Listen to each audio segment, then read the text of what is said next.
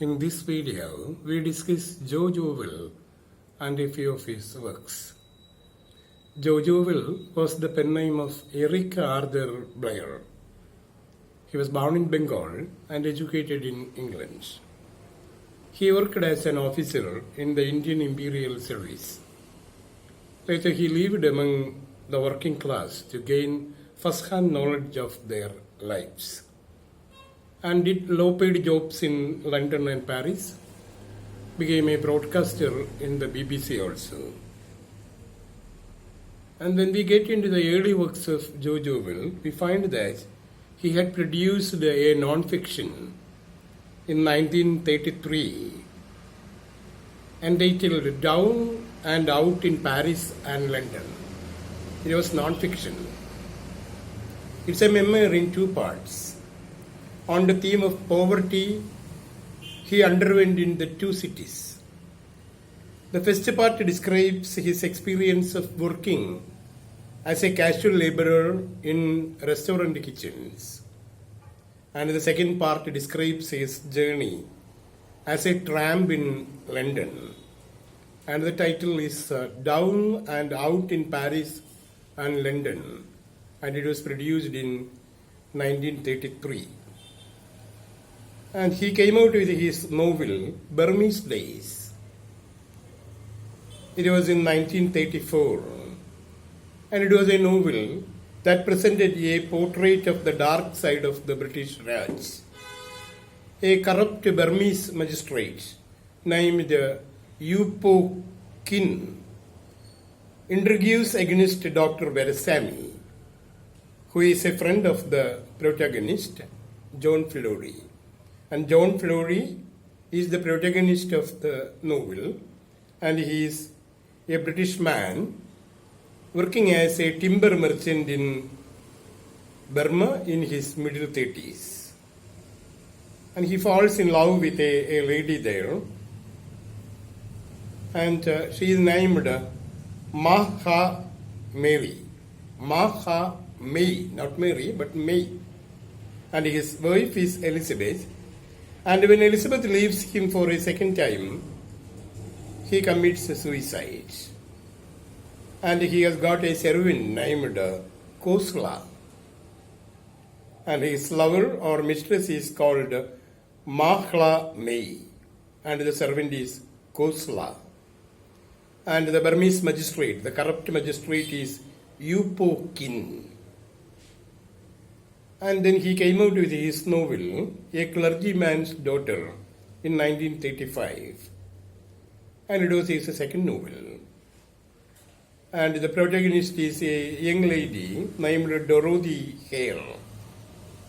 She is 28 years old. And she is the daughter of the clergyman of the place. And she falls with amnesia, forgetfulness, and then joins a group of vagrants. And on her return, she suffers as a homeless lady. Her father refuses to admit her in the home, and she works as a school teacher for some time. But she refuses the proposal of Warburton, because Warburton tried to seduce her in her earlier days. And she maintains her freedom and integrity. And the novel is titled A Clergyman's Daughter, and it was produced in 1935. And in 1936, he came out with another novel, slightly autobiographical novel, Keep the Aspirants Flying.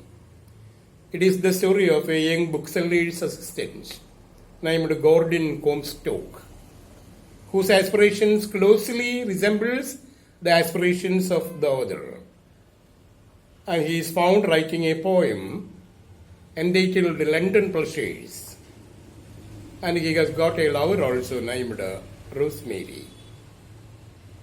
And the spinster referred to in the title is a houseplant in England. In 1937, George Orwell came out with a non-fiction, The Road to Wigan Pier. So a milestone in modern literary journalism. The first half of the book outlines the bleak living conditions of the working class in England before World War II. And the second half is a long essay outlining his own middle class upbringing and the development of his political conscience. And in 1938, he came out with another non-fiction entitled Homage to Catalonia. And it summarizes his experiences as a volunteer with the Republican Army during the Spanish Civil War. And the preface of this non-fiction was written by Lionel Trilling. Jojo will came out with his book, Coming Up for Air. It was fiction produced by him. The narrator of the novel is George Bowling, a man of 45 years working as an insurance clerk. As his aspirations and frustrations are the same as that of the author, and this novel is autobiographical. And he came out with his most controversial novel, Animal Farm, in 1945. And it is a satirical attack on the totalitarian form of government in Russia, headed by Joseph Stalin. George Orwell, being a democratic socialist, was against all forms of oppression. In the novel, Orwell portrays an animal farm and shows how unfolded idealism produces oppression and tyranny. Orwell wants us to be aware that a dictator, whether he is a fascist or a communist, is same. And when we get into the Russian history, we find that after the death of Lenin, communism started to function in the Soviet Union under the leadership of Stalin and Trotsky. Later on, disputes arose between the two, and Trotsky had to leave the country. The reason for the disputes were not clearly given. And when we examine the plot of Animal Farm, we come to find the story is centered in an animal farm. Old Major, an old boar, makes the other animals aware of their rights and also of their exploitation by the owner of the farm named Jones, and the exploitation by the other human beings. And in the due course, a revolution takes place, and Jones is expelled from the farm. And manure farm was converted into animal farm, and a new board was also fixed there as animal farm. And all animals were declared free. And two pigs named Snowball and Napoleon were found the wisest among the animals, and they became the rulers of the animals. In the month of October, Jones and his men made an attack on the animal farm. Snowball guided the military operations very well. There was a cart horse named Boxer, a hard-working and loyal cart horse. He showed great courage and became animal hero. Sometimes later, the animals began to notice a conflict between Snowball and Napoleon. It was Snowball who put forward the idea of the windmill because it would reduce hard labor. But Napoleon opposed the idea of the windmill. With the help of his faithful supporters, Napoleon declared Snowball a traitor, and Snowball later disappeared. Napoleon then became the sole leader, and he began to spread lies about Napoleon. He then started the work on the windmill, and this surprised the animals, but they did not question Napoleon. Schuler explained that the pigs and the dogs belonged to a superior class, and the pigs enjoyed special privileges, and animalism began to acknowledge the special privileges to some animals. All animals are equal, but some animals are more equal, according to Schuler. And Boxer continued to work hard. The windmill was completed. Napoleon made compromise with Mr. Frederick, the owner of a nearby farm. One day Boxer fell ill because of exhaustion and overwork, and he was sent to a butcher. And the other petty animals were all surprised to find Boxer being sent to the butcher. But they were not daring enough to question the actions of Napoleon. The lesser animals now began to suffer starvation and cruelty. Only the pigs and the dogs were happy. One day Napoleon called a meeting of the animals and declared that he was going to establish better relations with human beings. And all animals were greatly surprised when they saw Napoleon and the pigs walking on two legs. Napoleon also possessed whips. Like Mr. Jones, Napoleon also appeared with bodyguards.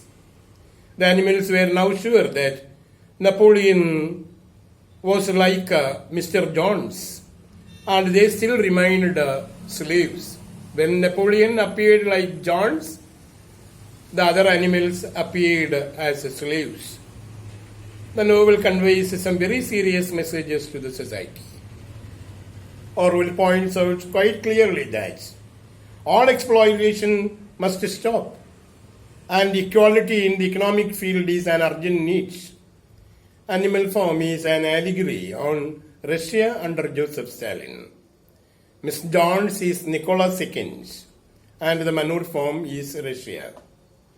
And Nicholas II was defeated when the Russian Revolution took place, and Miss Jones is presented as Nicholas II. And old major who organized the animals in the beginning represents Karl Marx and Lenin. And Napoleon and Snowball stand for Stalin and Trotsky. And the struggle between the two represents the ups and downs in Russia. Every incident and every character in the novel has an allegorical counterpart. The windmill represents the 5-year plans introduced in Russia by Trotsky. In the novel, Frederick stands for capitalism, the one who comes at the end to make connection with Napoleon. Frederick, he stands for capitalism. Even Boxer, the one animal who suffered a lot during the animal revolution and who worked hard for the completion of the windmill and who was sent to the butcher at the end, had his counterpart in Alexei Stakhanov, a Russian miner who always exceeded his prescribed quota of work. And this novel became a very controversial novel by George Orwell, and it was produced in the year 1945. And another very popular and controversial novel was 1984, which was produced in 1949. Animal Farm was produced in 1945, and 1984 was produced in 1949. As we know, George Orwell died in the year 1950. And in this novel, he imagines that there will be no freedom in the year 1984. The world will be under the control of 3 superpowers. This is what George Orwell imagines. And these 3 superpowers are Eurasia, Eastasia, and Oceania. Eurasia, Eastasia, and Oceania. And Oceania is more powerful than the other 2 powers. The dictator of the party in Oceania is called Big Brother, whose face is shown everywhere in posters, captioned, "Big Brother is watching you." And the protagonist of this novel, 1984, is Winston Smith. He is a 39-year-old employee at the Ministry of Truth, London in Oceania. And his job is the revision of historical documents to suit the party's interests. And the party rations food and clothing. The party monitors everyone with telescreen, microphones, and spies. And there was the thought police, who were found everywhere looking for people violating the rules of the party. And Winston becomes mesmerized by the true past when he was working in the ministry. So he found the true past and tried to get more information about the true past. And he was asked to tamper the true past. In a place where he can't be seen, he began writing a journal. Winston Smith began writing a journal, criticizing the party and its enigmatic leader, Big Brother. He writes in his diary, "Down with Big Brother." In the meantime, Winston Smith enters into an affair with a free-spirited girl named Julia. And they felt the passion for each other as an act of rebellion. And they are found meeting secretly in an attic room above a junk shop owned by a man named Mr. Charrington. It was Charrington from whom Winston bought the diary and a coral paperweight. And the lovers decided to join the Brotherhood, a secret underground organization led by Emmanuel Goldstein, a sworn enemy of the Big Brother. Winston is then approached by O'Brien, an acquaintance, and he seems to share the views of Winston Smith. He appears to Winston Smith as a friend, O'Brien. And O'Brien recruits them as members of the Brotherhood. And O'Brien tells them that he is also one of the important persons in the Brotherhood led by Emmanuel Goldstein. And he recruits Winston Smith and Julia as members to the Brotherhood and promises to send them a copy of Goldstein's book, The Theory and Practice of Oligarchical Collectivism. Emmanuel Goldstein, who opposed Big Brother, had a book of his own. It was called The Theory and Practice of Oligarchical Collectivism. O'Brien, after recruiting Winston Smith and Julia, offered to send them the book written by Goldstein. But within a short time, Winston and Julia were arrested. They were betrayed by Charrington, who was also a member of the thought police. And Winston and Julia used to sit in a room above the junk shop of Mr. Charrington. And Mr. Charrington actually betrayed them. And O'Brien, who appeared to them as a representative of the organization of Emmanuel Goldstein, was actually a member of the thought police. And Winston and Julia became arrested. Winston is taken to the Ministry of Love, where he is starved. In the Ministry of Love, a person will be starved, and Winston is starved, beaten, and tortured by O'Brien.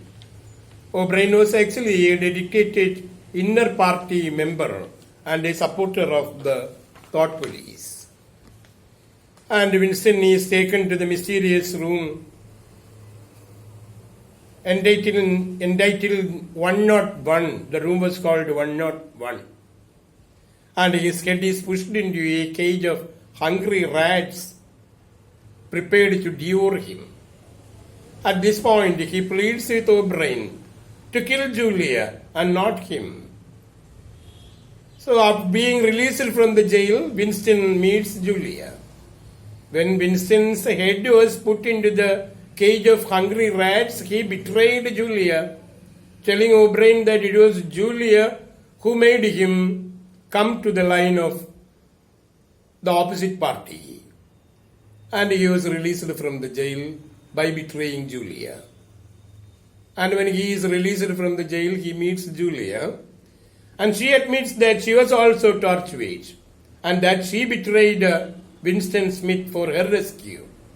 Winston Smith betrayed Julia, and Julia betrayed Winston Smith, in fact, to get themselves released from the Ministry of Love.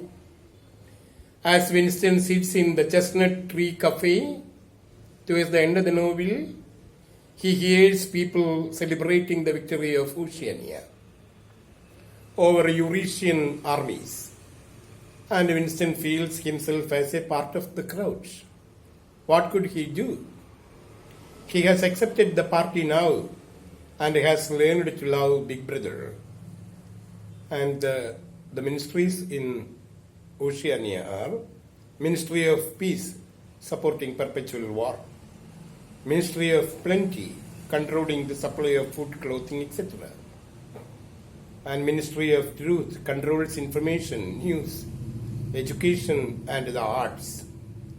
And Winston is found working in this ministry, Ministry of Truth, and Ministry of Love, that identifies, arrests, and converts the dissidents and makes them love the party and the Big Brother.